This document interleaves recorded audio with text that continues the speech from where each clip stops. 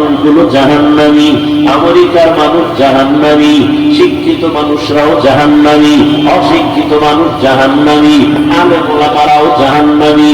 আল ইনসান আলিফ লাম ইস্তিগরাকি, সব মানুষগুলো জাহান্নামী। কে করে? আল্লাহ।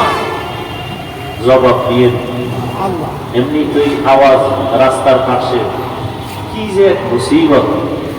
ফুটবল খেলার মাঠ আছে, পিটি করার মাঠ আছে, যাত্রার পালার মাঠ আছে, কোরআনের বয়ানের মাঠ নেই।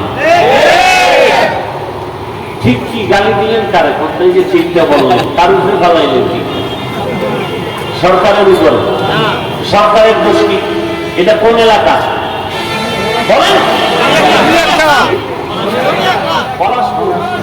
পলাশপুরের বাড়িওয়ালারা 2 হাত 4 হাত জায়গা ছেড়ে দিয়ে একটা ঈদের মাঠ বানাইতে পারতো না? কথা বলেন না। পারে না, আর এক বাড়ির ভিতরে দেওয়াল ঢুকায় দেয়, ছাদ ঢুকায় দেয়।